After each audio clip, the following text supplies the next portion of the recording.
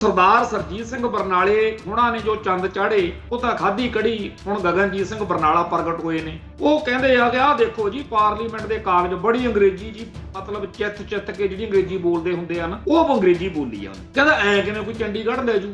ਮੈਂ ਆਪਣੀ ਕੌਮ ਨੂੰ ਇਹ ਕਹਿਣਾ ਚਾਹੁੰਦਾ ਕਿ ਜਿਹੜੀਆਂ ਗੱਲਾਂ ਗਗਨਜੀਤ ਸਿੰਘ ਬਰਨਾਲਾ ਕਰਦਾ ਉਹ ਝੂਠ ਬੋਲਦਾ। ਪਰ ਸੱਚੀ ਗੱਲ ਇਹ ਆ ਕਿ ਇਹੋ ਜਿਹੇ ਕਾਗਜ਼ ਕੂਜ ਜੇ ਤਾਂ ਕਸ਼ਮੀਰ ਦੀ ਲੀਡਰਸ਼ਿਪ ਕੋਲੇ ਵੀ ਸੀਗੇ। ਸਭ ਕੁਝ ਖਤਮ ਕਰਕੇ ਅਗਲਿਆਂ ਨੇ ਨਵਾਂ ਸਿਸਟਮ ਲੈ ਆਂਦਾ ਨਾ, ਕੀ ਕਰ ਲਿਆ ਜੀ ਕਿਸੇ ਨੇ। ਜਿਹੜੇ ਪੰਜਾਬ ਦੇ ਲੀਡਰ ਦਮ ਗੱਜੇ ਮਾਰ ਰਹੇ ਨੇ, ਇਹ ਸ਼ਰੇਆਮ ਧੋਖਾ ਦੇ ਰਹੇ ਨੇ। ਜਿੱਦਣ ਪਾਰਲੀਮੈਂਟ ਦੇ ਵਿੱਚ ਚੰਡੀਗੜ੍ਹ ਨੂੰ ਖੋਹਣ ਦਾ ਕਾਨੂੰਨ ਪਾਸ ਹੋਊਗਾ, ਉਦਣ ਇਹਨਾਂ ਨੇ ਆਰਾਮ ਨਾਲ ਗ੍ਰਿਫਤਾਰੀਆਂ ਦੇ ਦੇਣੀਆਂ। ਭਾਈ ਜਿਹੜਾ ਸ਼ੇਰ ਆ ਉਹ ਸ਼ੇਰ ਦਾ ਕੰਮ ਕਰਨ ਦਿਓ। ਐਵੇਂ ਹੀ ਇਹ ਲੱਡੂ ਲੀਡਰ ਨੇ ਸਾਡੇ ਪੰਜਾਬ ਦੇ ਸਾਰੇ। ਇਹ ਦਿੱਲੀ ਦੇ ਤਾਂ ਹਿੰਦੂ ਦੇ ਹਮਲਿਆਂ ਦੇ ਸਾਹਮਣੇ ਹਮੇਸ਼ਾ ਅਯੋਗ ਸਾਬਤ ਹੋਏ ਨੇ, ਪੌਣੇ ਸਾਬਤ ਹੋਏ ਨੇ, ਗਿੱਠ ਮੁੱਠੀਏ ਨੇ। ਇਹਨਾਂ ਦੇ ਅੰਦਰ ਉਹ ਕੱਦ ਕਰਦਾਰ ਮਾਦਾ ਨਹੀਂ ਹੈਗਾ। ਪਰ ਜਿਵੇਂ ਕਹਿੰਦੇ ਆ, ਆਪ ਕਿਸੇ ਜਹੀ ਨਾ ਤੇ ਗੱਲ ਕਰਨ ਉਹ ਰਹੀ ਨਾ।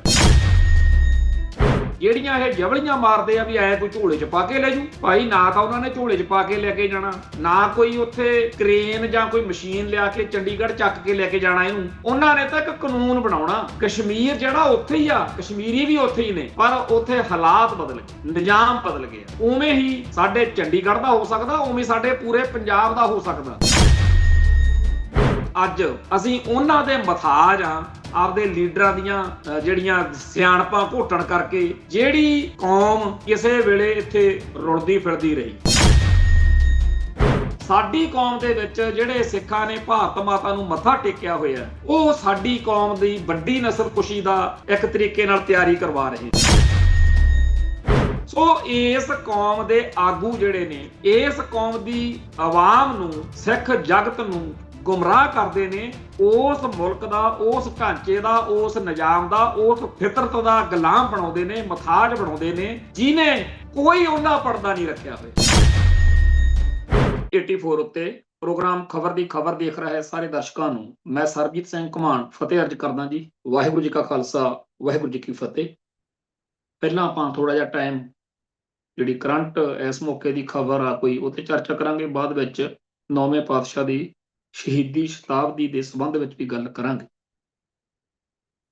ਅੱਜ ਰਤੇਸ਼ ਲੱਖੀ ਤੇ ਚੈਨਲ ਦੇ ਉੱਤੇ ਸਰਦਾਰ ਗਗਨਜੀਤ ਸਿੰਘ ਬਰਨਾਲਾ, ਮੁੱਖ ਮੰਤਰੀ ਰਹੇ ਪੰਜਾਬ ਦੇ ਸਰਜੀਤ ਸਿੰਘ ਬਰਨਾਲੇ ਦੇ ਪੁੱਤਰ ਨਾਲ ਇੱਕ ਇੰਟਰਵਿਊ ਦੇਖੀ, ਜਿਹਨੂੰ ਦੇਖਣ ਤੋਂ ਬਾਅਦ ਫਿਰ ਇੱਕ ਦਿਮਾਗ ਵਿੱਚ ਗੱਲ ਆਈ, ਜਿਹੜੀ ਮੈਂ ਆਪਣੀ ਕੌਮ ਨਾਲ ਲਗਾਤਾਰ ਬਾਰ-ਬਾਰ, ਜਿਵੇਂ ਕਹਿੰਦੇ ਆ ਹੈਮਰਿੰਗ, ਬਾਰ-ਬਾਰ ਸਾਂਝੀ ਕਰਨੀ ਚਾਹੂੰ। ਸਰਦਾਰ ਗਗਨਜੀਤ ਸਿੰਘ ਬਰਨਾਲਾ ਜਿਹੜਾ ਹੈ, ਉਹ ਲਗਾਤਾਰ ਇੱਕੋ ਗੱਲ ਕਹਿ ਰਿਹਾ ਹੈ ਆਪਦੇ ਪ੍ਰੋਗਰਾਮ ਦੇ ਵਿੱਚ ਕਿ ਜੀ ਐਵੇਂ ਹੱਥਾਂ ਪੈਰਾਂ 'ਚ ਆ ਗਏ ਹੋ ਤੁਸੀਂ ਤਾਂ ਵੀ ਚੰਡੀਗੜ੍ਹ ਪੰਜਾਬ ਤੋਂ ਖੋਹ ਕੇ ਲੈ ਜਾਣਗੇ। ਆਹ ਦੇਖੋ ਤਾਂ ਰਾਜੀਵ ਲੌਂਗੋਵਾਲ ਸਮਝੌਤੇ ਦੇ ਵਿੱਚ ਸਾਰੀ ਗੱਲ ਨਿਬੜੀ ਹੋਈ ਆ। ਉਦੋਂ ਬਾਅਦ ਵਿੱਚ ਪਾਰਲੀਮੈਂਟ ਦੇ ਵਿੱਚ ਇਹ ਮਸਲਾ ਖਤਮ ਹੋ ਚੁੱਕਿਆ।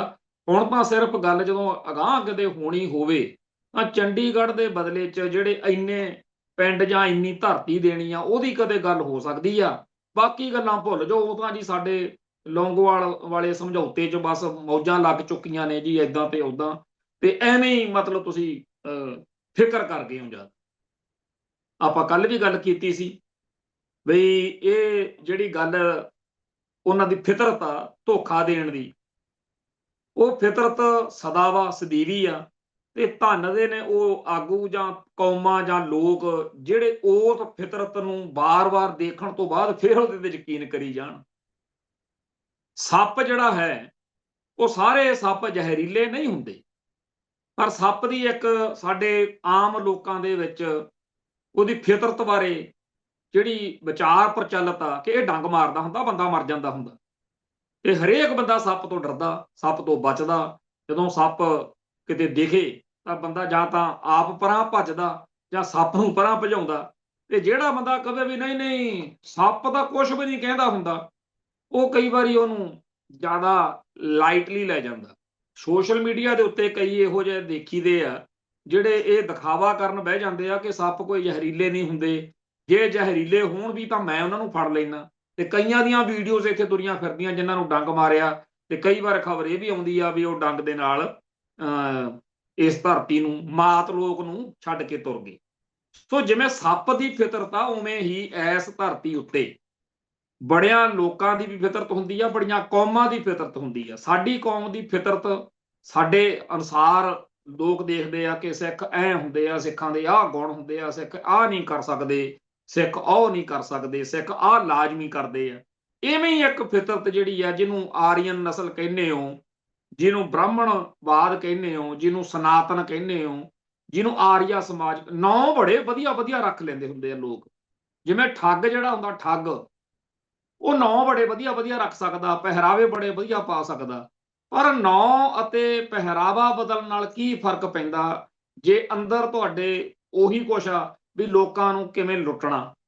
ਸੋ ਲੁੱਟਮਾਰ ਮਹਿਕਮਾ ਜਿਹੜਾ ਹੈ, ਸ਼ੋਸ਼ਣ ਕਰਨ ਦਾ, ਲੋਕਾਂ ਉੱਤੇ ਜ਼ੁਲਮ ਕਰਨ ਦਾ ਜਿਹੜਾ ਅੰਦਰਲਾ ਹੈ, ਉਹ ਇਸ ਬ੍ਰਾਹਮਣਵਾਦ ਦਾ, ਸਨਾਤਨ ਦਾ, ਆਰੀਅਨ ਨਸਲ ਦਾ ਜਿਹੜਾ ਇੱਕ ਪੱਕਾ ਸੁਭਾਅ ਆ। ਹੁਣ ਉਹਦੇ ਬਾਰ-ਬਾਰ ਸਾਡੇ ਸਾਹਮਣੇ ਪ੍ਰਗਟਾਵੇ ਵੀ ਹੁੰਦੇ ਆ, ਇਤਿਹਾਸ ਵਿੱਚ ਵੀ ਗੱਲਾਂ ਦਰਜ ਨੇ। ਫਿਰ ਵੀ ਜੇ ਕੋਈ ਬੰਦਾ ਆਪਦੀ ਕੌਮ ਨੂੰ ਉੱਲੂ ਬਣਾਵੇ ਤਾਂ ਦੁਰਫਿੱਟੇ ਮੂੰਹ ਆ ਉਸ ਕੌਮ ਦੇ, ਜਿਹੜੀ ਫਿਰ ਕਹਿੰਦੀ ਹੈ ਜੀ ਜਿਵੇਂ ਤੁਸੀਂ ਕਹਿੰਦੇ ਹੋ ਠੀਕ ਹੀ ਕਹਿੰਦੇ ਹੋ। ਸੋ ਸਰਦਾਰ ਸਰਜੀਤ ਸਿੰਘ ਬਰਨਾਲੇ ਹੁਣਾਂ ਨੇ ਜੋ ਚੰਦ ਚਾੜੇ, ਉਹ ਤਾਂ ਖਾਧੀ ਕੜੀ। ਹੁਣ ਗਗਨਜੀਤ ਸਿੰਘ ਬਰਨਾਲਾ ਪ੍ਰਗਟ ਹੋਏ ਨੇ, ਉਹ ਕਹਿੰਦੇ ਆ ਕਿ ਆਹ ਦੇਖੋ ਜੀ ਪਾਰਲੀਮੈਂਟ ਦੇ ਕਾਗਜ਼, ਬੜੀ ਅੰਗਰੇਜ਼ੀ ਜੀ, ਮਤਲਬ ਚਿੱਥ ਚਿੱਥ ਕੇ ਜਿਹੜੀ ਅੰਗਰੇਜ਼ੀ ਬੋਲਦੇ ਹੁੰਦੇ ਆ ਨਾ, ਉਹ ਅੰਗਰੇਜ਼ੀ ਬੋਲੀ ਆ ਉਹਨੇ। ਕਹਿੰਦਾ ਐ ਕਿਵੇਂ ਕੋਈ ਚੰਡੀਗੜ੍ਹ ਲੈ ਜੂ। ਮੈਂ ਜਦੋਂ ਦੇਖ ਰਿਹਾ ਸੀ, ਬੜਾ ਧੀਰਜ ਤੇ ਠਰਮੇ ਨਾਲ ਦੇਖਿਆ ਸਾਰਾ ਮੈਂ ਉਹਦੀ ਇੰਟਰਵਿਊ ਨੂੰ। ਹਾਲਾਂਕਿ ਰਤੇਸ਼ ਲੱਖੀ ਉਹਨੂੰ ਕਈ ਵਾਰ ਇਸ ਗੱਲ ਦੇ ਉੱਤੇ ਜਿਵੇਂ ਟੋਕਦਾ ਰੋਕਦਾ ਹੈਗਾ ਵੀ ਕਿਹੜੇ ਚੱਕਰਾਂ 'ਚ ਪਿਆ ਹੋਇਆ ਤੂੰ, ਪਰ ਉਹਦੇ ਤੋਂ ਜਿਹੜਾ ਕੁਝ ਨਹੀਂ ਕਿਹਾ ਗਿਆ ਰਤੇਸ਼ ਲੱਖੀ ਤੋਂ, ਉਹ ਆਪਾਂ ਕਹਿ ਦਿੰਦੇ ਆ। ਮੈਂ ਆਪਣੀ ਕੌਮ ਨੂੰ ਇਹ ਕਹਿਣਾ ਚਾਹੁੰਦਾ ਕਿ ਜਿਹੜੀਆਂ ਗੱਲਾਂ ਗਗਨਜੀਤ ਸਿੰਘ ਬਰਨਾਲਾ ਕਰਦਾ ਉਹ ਝੂਠ ਬੋਲਦਾ, ਪਤਾ ਨਹੀਂ ਮਿੱਥ ਕੇ ਬੋਲਦਾ ਕਿ ਉਹੀ ਬੋਲਦਾ। ਪਰ ਸੱਚੀ ਗੱਲ ਇਹ ਆ ਕਿ ਇਹੋ ਜਿਹੇ ਕਾਗਜ਼ ਕੂਜ ਜੇ ਤਾਂ ਕਸ਼ਮੀਰ ਦੀ ਲੀਡਰਸ਼ਿਪ ਕੋਲੇ ਵੀ ਸੀਗੇ। ਕਿ ਸਾਡੇ ਨਾਲ ਤਾਂ ਦੇਖੋ ਜੀ ਭਾਰਤ ਦੇ ਬੜੇ ਹੋਏ ਹੋਏ ਨੇ, ਇੰਡੀਅਨ ਸਟੇਟ ਸਿਸਟਮ ਦੇ, ਭਾਰਤ ਦੀ ਲੀਡਰਸ਼ਿਪ ਦੇ ਵਾਅਦੇ ਹੋਏ ਹੋਏ ਨੇ, ਤੁਸੀਂ ਆਹ ਰੱਖ ਸਕਦੇ ਹੋ, ਤੁਸੀਂ ਝੰਡਾ ਵੱਖਰਾ, ਤੁਹਾਡਾ ਸਰਕਾਰ ਵੱਖਰੀ, ਤੇ ਤੁਸੀਂ ਇੱਥੇ ਐਂ ਕਰ ਸਕਦੇ ਹੋ। ਬੜੀਆਂ ਵੱਡੀਆਂ ਵੱਡੀਆਂ 2019 ਦੇ ਵਿੱਚ ਮੈਂ ਕਸ਼ਮੀਰ ਦਾ ਕਾਫੀ ਲੰਮਾ ਅਰਸਾ ਮੈਂ ਉੱਥੇ ਰਿਹਾ, ਤੇ ਉੱਥੇ ਸਿਆਸੀ ਆਪਾਂ ਬੰਦੇ ਆ, ਫਿਰਨ ਤੁਰਨ ਵਾਲੇ ਆ, ਜਿੱਥੇ ਵੀ ਕਿਤੇ ਮੌਕਾ ਮਿਲਿਆ ਕਰੇ ਕਈ ਬੰਦਿਆਂ ਨਾਲ ਮੇਲਾ ਗੇਲਾ ਹੋ ਜਾ ਕਰੇ। ਉੱਥੇ ਇੱਕ ਬੰਦੇ ਨੇ ਸ਼੍ਰੀਨਗਰ, ਆਪਣੇ ਜਿਹੜੇ ਪਾਰਲੀਮੈਂਟ ਅਟੈਕ ਵਾਲੇ, ਇਹਨਾਂ ਨੂੰ ਪਹਿਲਾਂ ਫਾਂਸੀ ਹੋ ਗਈ ਸੀ, ਬਾਅਦ ਚ ਬਰੀ ਹੋ ਗਏ ਸੀਗੇ, ਪ੍ਰੋਫੈਸਰ ਗਿਲਾਨੀ ਸਾਹਿਬ, ਉਹ ਵੀ ਮਿਲ ਪਏ। ਹੋਰ ਵੀ ਕਈ ਸੱਜਣ ਮਿਲੇ। ਉਹ ਜਦੋਂ ਇਹ ਗੱਲ ਪੁੱਛਣੀ ਵੀ ਕਸ਼ਮੀਰ ਦੇ ਵਿੱਚ, ਉਹ ਕਹਿੰਦੇ ਹੋਰ ਜੋ ਮਰਜ਼ੀ ਹੋ ਜੇ, ਉਹ ਜਿਹੜਾ ਸਾਡਾ ਉਹਨਾਂ ਨਾਲ ਐਗਰੀਮੈਂਟ, ਸਮਝੌਤਾ, ਉਹ ਗੱਲਾਂ ਸੁਣ ਕੇ ਉਦੋਂ ਵੀ ਮੇਰੇ ਮਨ ਵਿੱਚ ਆਉਂਦਾ ਸੀ ਵੀ ਕਿਹੜੇ ਚੱਕਰਾਂ 'ਚ ਤੁਰੇ ਫਿਰਦੇ ਹੋ। ਅਖੀਰ ਤੁਹਾਡੇ ਸਭ ਦੇ ਸਾਹਮਣੇ ਆ ਵੀ ਕਸ਼ਮੀਰ ਦੇ ਬਾਰੇ ਜੋ ਪਹਿਲਾਂ ਇਹਨਾਂ ਨੇ, ਇੰਡੀਅਨ ਸਿਸਟਮ ਨੇ ਵਾਅਦੇ, ਸਮਝੌਤੇ, ਕਾਗਜ਼ੀ ਐਗਰੀਮੈਂਟ ਜੇ ਬ੍ਰੋਕਨ ਪ੍ਰੋਮਿਸਸ ਆ ਗਈਆਂ, ਕਿਤਾਬਾਂ ਵੀ ਆ ਗਈਆਂ। ਹੁਣ ਸਭ ਕੁਝ ਖਤਮ ਕਰਕੇ ਅਗਲਿਆਂ ਨੇ ਨਵਾਂ ਸਿਸਟਮ ਲੈ ਆਂਦਾ ਨਾ। ਕੀ ਕਰ ਲਿਆ ਜੀ ਕਿਸੇ ਨੇ? ਉਹ ਸਾਰੇ ਆਗੂ ਜਿਹੜੇ ਪਿਛਲੇ ਲੰਮੇ ਅਰਸੇ ਤੋਂ ਕਸ਼ਮੀਰੀਆਂ ਨੂੰ ਉੱਲੂ ਬਣਾਈ ਗਏ ਕਿ ਐ ਥੋੜੀ ਕੁਝ ਹੋ ਜੂ, ਐ ਕਸ਼ਮੀਰ ਨੂੰ ਕੋਈ ਲੈ ਜੂ ਚੱਕ ਕੇ, ਤੇ ਅੱਜ ਉਹ ਬਹੁਤੇ ਜੇਲ੍ਹਾਂ 'ਚ ਨੇ ਜਾਂ ਕਿਤੇ ਇੱਧਰ ਉੱਧਰ ਹੋਏ ਫਿਰਦੇ ਆ, ਤੇ ਲੋਕਾਂ ਨਾਲ ਠੱਗੀ ਵੱਜ ਗਈ। ਉਵੇਂ ਹੀ ਜਿਹੜੇ ਪੰਜਾਬ ਦੇ ਲੀਡਰ ਦਮ ਗੱਜੇ ਮਾਰ ਰਹੇ ਨੇ, ਇਹ ਸ਼ਰੇਆਮ ਧੋਖਾ ਦੇ ਰਹੇ ਨੇ। ਜਿੱਦਣ ਪਾਰਲੀਮੈਂਟ ਦੇ ਵਿੱਚ ਚੰਡੀਗੜ੍ਹ ਨੂੰ ਖੋਹਣ ਦਾ ਕਾਨੂੰਨ ਪਾਸ ਹੋਊਗਾ, ਉਦਣ ਇਹਨਾਂ ਨੇ ਆਰਾਮ ਨਾਲ ਗ੍ਰਿਫਤਾਰੀਆਂ ਦੇ ਦੇਣੀਆਂ ਨੇ, ਤੇ ਸਾਡੀ ਕਮਲੀ ਕੌਮ ਨੇ ਕਹਿਣਾ ਵੀ ਬੱਲੇ ਬੱਲੇ। ਜਿਵੇਂ ਜਦੋਂ ਦਰਬਾਰ ਸਾਹਿਬ ਦੇ ਉੱਤੇ ਭਾਰਤੀ ਫੌਜ ਬੰਬਾਰਮੈਂਟ ਕਰ ਰਹੀ ਸੀ, ਉਦੋਂ ਤਾਂ ਬਰਨਾਲਾ ਸਾਹਿਬ ਤੇ ਬਾਦਲ ਸਾਹਿਬ ਕਿਤੇ ਬੈਠੇ ਖਰਬੂਜੇ ਖਾਂਦੇ ਰਹੇ। ਬਾਅਦ ਵਿੱਚ 10 ਜੂਨ ਨੂੰ ਆਪਦੇ ਪਿੰਡੋਂ ਨਿਕਲੇ, ਚੰਡੀਗੜ੍ਹ ਪਹੁੰਚੇ, ਤੇ ਪ੍ਰੈਸ ਨੂੰ ਕਹਿੰਦੇ ਬਈ ਜਿਹੜਾ ਹੈਗਾ ਭਾਰਤ ਦੀ ਫੌਜ ਆ ਜਿਹੜੀ, ਉਹਦੇ 'ਚ ਜਿੰਨੇ ਸਿੱਖ ਨੇ ਉਹ ਬਗਾਵਤ ਕਰ ਦਿਓ, ਫਲਾਣ ਹੋ ਜੇ, ਉਹ ਹੋ ਜੇ। ਉਹ ਜਿੰਨੇ ਉੱਥੇ ਪ੍ਰੈਸ ਵਾਲੇ ਸੀ ਜਾਂ ਜਿਨ੍ਹਾਂ ਨੇ ਗ੍ਰਿਫਤਾਰ ਕੀਤਾ, ਉਹ ਸਾਰਿਆਂ ਨੂੰ ਸਮਝ ਸੀ ਕਿ ਅਸਲ ਵਿੱਚ ਹੁਣ ਇਹਨਾਂ ਦੀ ਲੋੜ ਆ ਕਿ ਜੇ ਅਸੀਂ ਬਾਹਰ ਰਹੇ ਤਾਂ ਸਾਡੇ ਉੱਤੇ ਲੱਗਣਾ ਕਲੰਕ ਤੇ ਸਾਡੇ ਪੈਣੀਆਂ ਜੁੱਤੀਆਂ। ਹੁਣ ਗ੍ਰਿਫਤਾਰੀ ਦੇ ਕੇ ਅੰਦਰ ਜਾਣ ਦਾ ਹੀ ਫਾਇਦਾ, ਤੇ ਕੋਈ ਇਹੋ ਜੀ ਗੱਲ ਕਰੋ ਜਿਹਦੇ ਨਾਲ ਪਰਚਾ ਦਰਜ ਹੋਵੇ ਹੀ ਹੋਵੇ ਤੇ ਸਾਨੂੰ ਫੜ ਕੇ ਅੰਦਰ ਕਰ ਦੇਣ। ਜੇ ਕਿਤੇ ਉਦਣ ਸਰਕਾਰ ਫੜਦੀ ਨਾ, ਇਹਨਾਂ ਨੇ ਮਿੰਟਾਂ ਤਰਲੇ ਵੀ ਕਰਨੇ ਸੀ, ਧਮਕੀਆਂ ਵੀ ਦੇਣੀਆਂ ਸੀ, ਚਾਹੇ ਕਹਿ ਦਿੰਦੇ ਵੀ ਅਸੀਂ ਤਾਂ ਖੁਦਕੁਸ਼ੀ ਕਰ ਲੈਣੀ ਆ ਫਿਰ ਜੇ ਸਾਨੂੰ ਨਾ ਫੜਿਆ। ਕਿਉਂਕਿ ਇਹਨਾਂ ਲੋਕਾਂ ਲਈ ਇਹ ਸਾਰਾ ਕੁਝ ਸਿਆਸਤ ਆ। ਇਹਨਾਂ ਲਈ ਕੌਮ, ਧਰਮ, ਪੰਜਾਬ ਜਾਂ ਫਿਊਚਰ ਇਹੋ ਜਿਹਾ ਕੁਝ ਨਹੀਂ ਹੁੰਦਾ ਹੈਗਾ, ਐਵੇਂ ਆਪਾਂ ਪੈ ਜਾਂਦੇ ਆ ਗੇੜ 'ਚ। ਤੋ ਜੇਕਰ ਚੰਡੀਗੜ੍ਹ ਨੂੰ ਪੰਜਾਬ ਤੋਂ ਖੋਹਣਾ ਹੋਵੇ, ਇਹ ਕੀ ਉਹਦੇ ਮੂਹਰੇ ਮੋਢਾ ਲਾ ਦੇਣਗੇ? ਹੈਗੀ ਇਹਨਾਂ 'ਚ ਜਾਨ ਕਿਸੇ 'ਚ, ਜਿਹੜੇ ਐਵੇਂ ਦਮ ਗੱਜੇ ਮਾਰੀ ਜਾਂਦੇ ਆ ਕਿ ਜਾਓ ਜੀ ਬਰਨਾਲਾ ਸਾਹਿਬ ਨੇ, ਲੌਂਗੋਵਾਲ ਸਾਹਿਬ ਨੇ ਨਿਬੇੜੀ ਹੋਈ ਹੈ ਜੀ ਗੱਲ, ਚੰਡੀਗੜ੍ਹ ਐ ਕਿਵੇਂ ਲੈ ਜਾਣਗੇ? ਇਹ ਬਿਲਕੁਲ ਉਵੇਂ ਦੀ ਆ ਜਿਵੇਂ ਆਪਾਂ ਇੱਕ ਉਹ ਕਹਾਣੀ ਇੱਥੇ ਪ੍ਰੋਗਰਾਮ 'ਚ ਸਾਂਝੀ ਕਰਦੇ ਰਹੇ ਆ ਕਿ ਬਾਂਦਰ ਜਿਹੜਾ ਸੀਗਾ ਉਹ ਸ਼ੇਰ ਦੀ ਜਿਹੜੀ ਕੁਰਸੀ ਸੀ ਉਹ ਤੇ ਕਾਬਜ ਹੋ ਗਿਆ। ਜਦੋਂ ਸ਼ਿਕਾਰੀ ਆਏ ਕਹਿੰਦਾ ਹੁਣ ਬਥੇਰੀ ਭੱਜ ਦੌੜ ਕੀਤੀ ਆ, ਨਹੀਂ ਵਾਹ ਚੱਲੀ ਤਾਂ ਬੰਦਾ ਫਿਰ ਹੁਣ ਕੀ ਕਰੇ? ਭਾਈ ਜਿਹੜਾ ਸ਼ੇਰ ਆ ਉਹਨੂੰ ਸ਼ੇਰ ਦਾ ਕੰਮ ਕਰਨ ਦਿਓ। ਇਵੇਂ ਹੀ ਇਹ ਲੱਡੂ ਲੀਡਰ ਨੇ ਸਾਡੇ ਪੰਜਾਬ ਦੇ ਸਾਰੇ, ਇਹ ਦਿੱਲੀ ਦੇ ਤਾਂ ਹਿੰਦੂ ਦੇ ਹਮਲਿਆਂ ਦੇ ਸਾਹਮਣੇ ਹਮੇਸ਼ਾ ਅਯੋਗ ਸਾਬਤ ਹੋਏ ਨੇ, ਪੌਣੇ ਸਾਬਤ ਹੋਏ ਨੇ, ਗਿੱਠ ਮੁਠੀਏ ਨੇ। ਇਹਨਾਂ ਦੇ ਅੰਦਰ ਉਹ ਕੱਦ ਕਰਦਾਰ ਮਾਦਾ ਨਹੀਂ ਹੈਗਾ। ਪਰ ਜਿਵੇਂ ਕਹਿੰਦੇ ਆ ਆਪ ਕਿਸੇ ਜਹੀ ਨਾ ਤੇ ਗੱਲ ਕਰਨ ਉਹ ਰਹੀ ਨਾ। ਅੱਜ ਰਤੇਸ਼ ਲੱਖੀ ਦੇ ਪ੍ਰੋਗਰਾਮ ਦੇ ਵਿੱਚ ਇਸੇ ਗੱਲ ਤੇ ਹੀ ਬੜਾ ਚੌੜਾ ਹੋ ਕੇ ਲਓ ਜੀ, ਫਿਰ ਉਦੋਂ ਲੌਂਗੋਵਾਲ ਦੀ ਥਾਂ ਤੇ ਕੋਈ ਹੋਰ ਗੱਲ ਕਰ ਲੈਂਦਾ। ਗੱਲ ਕਰਨ ਵਾਲਿਆਂ ਨੇ ਤਾਂ ਗੱਲ ਕਰ ਲਈ, ਜਿਨ੍ਹਾਂ ਨੇ ਇੰਦਰਾ ਨਲਕੇ ਦੇ ਫਿਲਟਰ ਵਰਗੀ ਕਰਤੀ, ਵੈਦਿਆ ਦੇ ਮਘੂਰੇ ਕਰ ਛੱਡੇ ਤੇ ਇੰਡੀਅਨ ਸਿਸਟਮ ਨੂੰ ਦੱਸਤਾ ਕਿ ਕਿਵੇਂ ਸਿੱਖਾਂ ਨਾਲ ਪੰਗਾ ਲਈਦਾ, ਫਿਰ ਗੱਲ ਤਾਂ ਉਹਨਾਂ ਨੇ ਕਰ ਲਈ।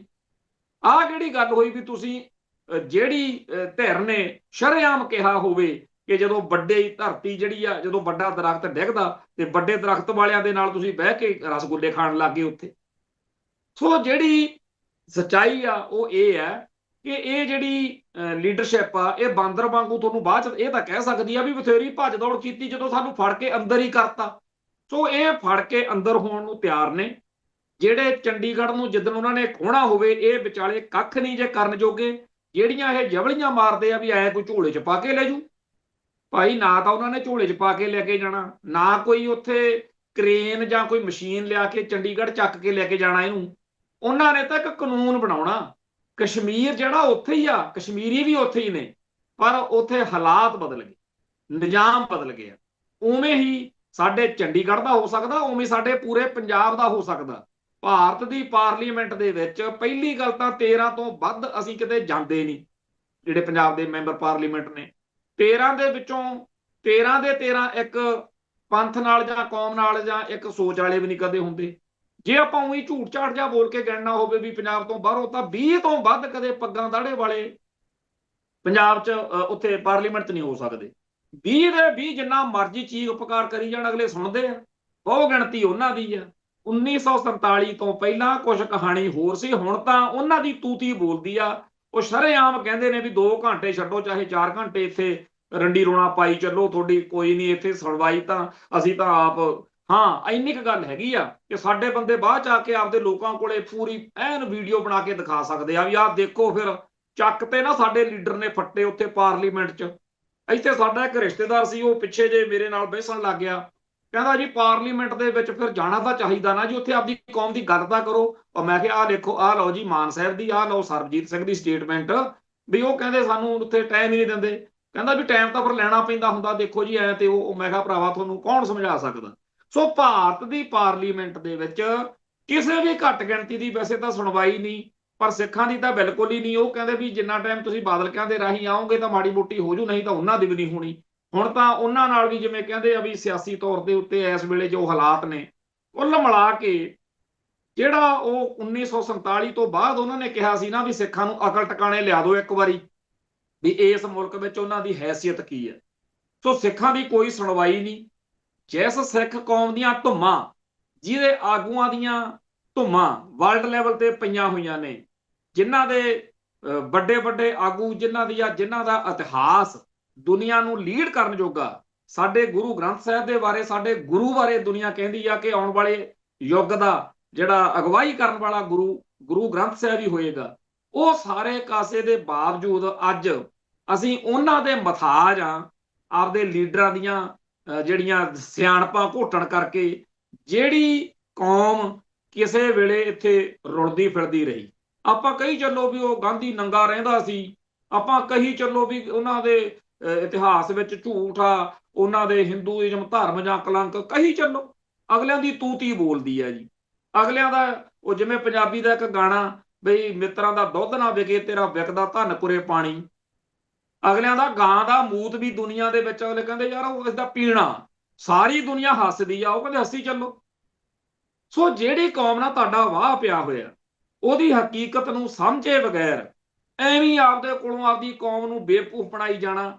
ਸੋ ਜਿਹੜੇ ਬੰਦੇ ਸੱਚੇ ਹੁੰਦੇ ਆ, ਮੈਂ ਬਹੁਤ ਸਤਿਕਾਰ ਕਰਦਾ ਜਿਹੜੇ ਬੰਦੇ ਕਹਿ ਦਿੰਦੇ ਆ ਭਰਾਵਾ ਸਾਡੇ ਬਸ ਦਾ ਰੋਗ ਤਾਂ ਹੈ ਨਹੀਂ, ਅਸੀਂ ਸਿਆਸਤ ਕਰਦੇ ਹਾਂ। ਪਰ ਜਿਹੜੇ ਬੰਦੇ ਸ਼ਰੇਆਮ ਝੂਠ ਬੋਲੀ ਜਾਣ ਉਹ ਬਹੁਤ ਮਾੜੇ ਹੁੰਦੇ ਆ। ਯਹੂਦੀਆਂ ਦੇ ਕਤਲੇਆਮ ਨਸਲਕੁਸ਼ੀ ਦੇ ਬਾਰੇ ਇੱਕ ਗੱਲ ਚੱਲਦੀ ਹੈ ਬਈ ਬਾਅਦ ਵਿੱਚ ਉੱਥੇ ਜਦੋਂ ਲੋਕ ਗਏ ਆਊਟਸਾਈਡਰਸ, ਉਹਨਾਂ ਨੇ ਪੁੱਛਿਆ ਬਈ ਇੱਕ ਰਾਤ 'ਚ ਤਾਂ ਇਹ ਸਾਰਾ ਕੁਝ ਹੋ ਨਹੀਂ ਗਿਆ ਹੋਣਾ, ਇਹ ਮਾਹੌਲ ਬਣਨ ਨੂੰ, ਇਹ ਸਾਰਾ ਕੁਝ ਹੋਣ ਨੂੰ ਵਕਤ ਲੱਗਿਆ ਹੋਣਾ, ਤੁਸੀਂ ਆਪਦੇ ਬਚਾਅ ਦੇ ਸਾਧਨ ਕਿਉਂ ਨਹੀਂ ਸੋਚੇ? ਤਾਂ ਉੱਥੋਂ ਦੇ ਨੌਜਵਾਨਾਂ ਨੇ ਕਿਹਾ ਜਦੋਂ ਵੀ ਅਸੀਂ ਕਿਸੇ ਘਟਨਾ ਤੋਂ ਬਾਅਦ ਇਹ ਸੋਚਦੇ ਸੀ ਵੀ ਕਿਸੇ ਦਿਨ ਵੱਡਾ ਵੀ ਵਾਪਰ ਸਕਦਾ, ਸਾਡੀ ਕੌਮ ਦੇ ਵਿੱਚ ਇਹੋ ਜਿਹੇ ਲੋਕ ਸੀ ਜਿਹੜੇ ਕਹਿ ਦਿੰਦੇ ਸੀ ਉਹ ਨਹੀਂ ਨਹੀਂ ਕੁਝ ਨਹੀਂ ਹੁੰਦਾ ਹੈਗਾ, ਛੱਡੋ ਐਵੇਂ ਨਾ ਬੜਾ ਦਿਲ ਤੇ ਲਾਇਆ ਕਰੋ, ਛੋਟੀਆਂ ਮੋਟੀਆਂ ਗੱਲਾਂ ਹੁੰਦੀਆਂ ਰਹਿੰਦੀਆਂ ਨੇ। ਉਵੇਂ ਹੀ ਸਾਡੀ ਕੌਮ ਦੇ ਵਿੱਚ ਜਿਹੜੇ ਸਿੱਖਾਂ ਨੇ ਭਾਰਤ ਮਾਤਾ ਨੂੰ ਮੱਥਾ ਟੇਕਿਆ ਹੋਇਆ, ਉਹ ਸਾਡੀ ਕੌਮ ਦੀ ਵੱਡੀ ਨਸਲਕੁਸ਼ੀ ਦਾ ਇੱਕ ਤਰੀਕੇ ਨਾਲ ਤਿਆਰੀ ਕਰਵਾ ਰਹੇ ਨੇ। ਤੇ ਵਕਤ ਆਊਗਾ ਜਦੋਂ ਉਦੋਂ ਇਹਨਾਂ ਤੋਂ ਕੱਖ ਨਹੀਂ ਜੇ ਸਰਨਾ, ਜਿਵੇਂ 1984 ਚ ਨਹੀਂ ਸਰਿਆ ਸੀ। ਉਲਟਾ 1984 ਦੇ ਬਾਰੇ ਐਡਵੋਕੇਸੀ ਕਰਦੇ ਫਿਰਦੇ ਵੀ ਹੋਰ ਕੀ ਕਰਦੀ ਜੀ ਸਟੇਟ। ਫਿਰ ਜਦੋਂ ਦਰਬਾਰ ਸਾਹਿਬ ਦੇ ਵਿੱਚ ਅੰਦਰ ਹਥਿਆਰ ਲੈ ਕੇ ਬਹਿ ਗਏ, ਨਵੰਬਰ 84 ਤੋਂ ਪਹਿਲਾਂ ਤਾਂ ਭਾਰਤ ਦੇ ਵਿੱਚ ਪੰਜਾਬ ਤੋਂ ਬਾਹਰ ਦਿੱਲੀ ਵਿੱਚ ਵੀ ਬਥੇਰੇ ਸੀ ਇਹੋ ਜਿਹੀਆਂ ਗੱਲਾਂ। ਤੇ ਜਦੋਂ ਨਵੰਬਰ 84 ਵਾਪਰ ਗਿਆ ਫਿਰ ਉਹ ਕਹਿਣ ਸ਼ੁਕਰ ਆ ਅੰਦਰ ਦਰਬਾਰ ਸਾਹਿਬ ਚੋਂ ਲੜ ਕੇ ਸ਼ਹੀਦ ਹੋ ਸਕਦੇ ਸੀ, ਉਹਨਾਂ ਕੋਲੇ ਹਥਿਆਰ ਸੀ। ਅਸੀਂ ਸਾਡੇ ਤਾਂ ਗਲਾਂ 'ਚ ਟਾਇਰ ਪਾਏ, ਘਰਾਂ 'ਚੋਂ ਧੂ ਕੇ ਲੈ ਗਏ ਬੱਚੀਆਂ ਨੂੰ, ਸ਼ਰੇਆਮ ਬਾਜ਼ਾਰਾਂ ਦੇ ਵਿੱਚ ਸਾਡੇ ਨਾਲ ਆਹ ਕੁਝ ਵਾਪਰਿਆ। ਸੋ ਇਸ ਕੌਮ ਦੇ ਆਗੂ ਜਿਹੜੇ ਨੇ, ਇਸ ਕੌਮ ਦੀ ਆਵਾਮ ਨੂੰ, ਸਿੱਖ ਜਗਤ ਨੂੰ ਗੁੰਮਰਾਹ ਕਰਦੇ ਨੇ। ਉਸ ਮੁਲਕ ਦਾ, ਉਸ ਢਾਂਚੇ ਦਾ, ਉਸ ਨਿਜ਼ਾਮ ਦਾ, ਉਸ ਫਿਤਰਤ ਦਾ ਗੁਲਾਮ ਬਣਾਉਂਦੇ ਨੇ, ਮਥਾਜ ਬਣਾਉਂਦੇ ਨੇ, ਜਿਹਨੇ ਕੋਈ ਉਹਲਾ ਪਰਦਾ ਨਹੀਂ ਰੱਖਿਆ ਹੋਇਆ। ਸਦੀਆਂ ਤੋਂ ਉਹ ਇਹੀ ਕੁਝ ਕਰਦੇ ਆ ਰਹੇ ਨੇ। ਤੇ ਆ ਜਿਹੜਾ ਉਹਨਾਂ ਨੂੰ ਤਾਂ ਹੁਣ ਦੇਖ ਲਓ ਅੱਜ ਆਪਣੇ 350 ਸਾਲਾ ਸ਼ਹੀਦੀ ਸ਼ਤਾਬਦੀ ਦਾ ਚੱਲ ਰਿਹਾ। ਕੋਈ ਭਾਰਤ ਦਾ ਲੀਡਰ ਦੇਖੋ, ਦੋ ਇੱਥੇ ਧੁਰੇ ਸੀ ਆਪਸ ਵਿੱਚ ਟਕਰਾ ਰਹੇ ਸੀ, ਪੰਜਾਬ ਸਰਕਾਰ ਤੇ ਸ਼੍ਰੋਮਣੀ ਕਮੇਟੀ। ਦੋਨਾਂ ਨੇ ਆਪੋ ਆਪਦੇ ਬੰਦੇ ਭੇਜੇ, ਆਪੋ ਆਪਦੇ ਏਜੰਡੇ ਭੇਜੇ, ਤੇ ਪੰਜਾਬ ਤੋਂ ਬਾਹਰ ਸਾਰੇ ਜਿੰਨੇ ਸਿਆਸੀ ਆਗੂ ਨੇ, ਧਾਰਮਿਕ ਆਗੂ ਨੇ, ਸਾਰਿਆਂ ਕੋਲੇ ਸੱਦਾ ਪੱਤਰ ਗਏ। ਪਰ ਸਾਰੇ ਭਾਰਤ ਦੇ ਆਗੂਆਂ ਨੇ ਫੈਸਲਾ ਕੀਤਾ ਹੋਇਆ ਵੀ ਅਨੰਦਪੁਰ ਸਾਹਿਬ ਜਾਣਾ ਨਹੀਂ, ਸਿੱਖਾਂ ਨੂੰ ਔਕਾਤ ਦਿਖਾਉਣੀ ਆ ਵੀ ਮਨਾਈ ਚੱਲੋ 300 ਸਾਲੇ, 400 ਸਾਲੇ ਜਿਹੜੇ ਮਨਾਉਣੇ ਆ। ਸੋ ਜਿਹੜਾ ਭਾਰਤ ਦਾ ਸਾਰਾ ਆਗੂ ਆ, ਅੱਡ ਅੱਡ ਧੜੇ ਨੇ, ਅੱਡ ਅੱਡ ਧਿਰਾਂ ਨੇ, ਆਪਸ ਵਿੱਚ ਹੀ ਲੜਦੇ ਭਿੜਦੇ ਆ। ਤੁਸੀਂ ਦੇਖਿਆ ਕਿਸੇ ਨੂੰ ਪੰਜਾਬ ਸਰਕਾਰ ਦੇ ਸੱਦੇ ਉੱਤੇ ਕੋਈ ਆਇਆ ਹੋਵੇ ਅਨੰਦਪੁਰ ਸਾਹਿਬ? ਕੋਈ ਦੇਖਿਆ ਤੁਸੀਂ ਜਿਹੜਾ ਸ਼੍ਰੋਮਣੀ ਕਮੇਟੀ ਦੇ ਸੱਦੇ ਤੇ ਆਇਆ ਹੋਵੇ? ਉਹ ਫਿਰ ਨੱਕ ਵਢਾਉਣ ਨੂੰ ਤੇ ਉਹ ਫਿਰ ਨੱਥ ਕਢਾਉਣ ਨੂੰ, ਉਹ ਹਾਲ ਸਾਡੀ ਕੌਮ ਦਾ। ਇਸ ਮੌਕੇ ਆਪਸ ਵਿੱਚ ਹੀ ਲੜਦੇ ਭਿੜਦੇ ਸਾਰੇ ਭਾਰਤੀਆਂ ਨੂੰ ਜੇ ਕਹਿ ਦਿੱਤਾ ਜਾਵੇ ਕਿ ਆਪਾਂ ਸਿੱਖਾਂ ਦਾ ਕਤਲੇਆਮ ਕਰਨਾ, ਤਾਂ ਜਿਵੇਂ ਬਾਬਾ ਜਰਨੈਲ ਸਿੰਘ ਕਹਿੰਦੇ ਹੁੰਦੇ ਸੀ ਕਿ ਕੁੱਲ ਹਿੰਦੁਸਤਾਨ ਦਾ ਹਿੰਦੂ ਇੱਕ ਪਲੇਟਫਾਰਮ ਤੇ ਇਕੱਠਾ ਹੋਇਆ ਖੜਾ, ਉਵੇਂ ਹੀ ਅੱਜ ਵਾ।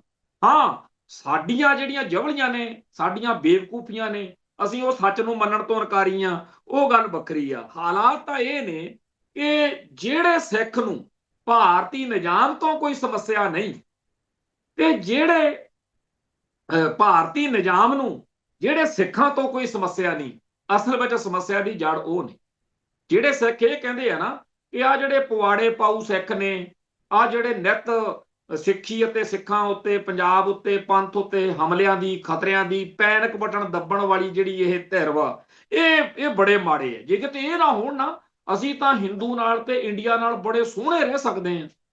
ਉਹ ਭਾਈ ਤੁਸੀਂ ਖੁਸ਼ਵੰਤ ਸਿੰਘ ਨਾਲੋਂ ਤਾਂ ਨਹੀਂ ਗਰਕ ਸਕਦੇ, ਪਿੱਟ ਦਾ ਉਹ ਵੀ ਸੀ ਨਵੰਬਰ 84 ਤੋਂ ਬਾਅਦ। ਕਦੇ ਪੜ੍ਹ ਲਿਓ ਉਹਦੀ ਕਿਤਾਬ ਮੌਜ ਮੇਲਾ ਖੁਸ਼ਵੰਤ ਸਿੰਘ ਦੀ।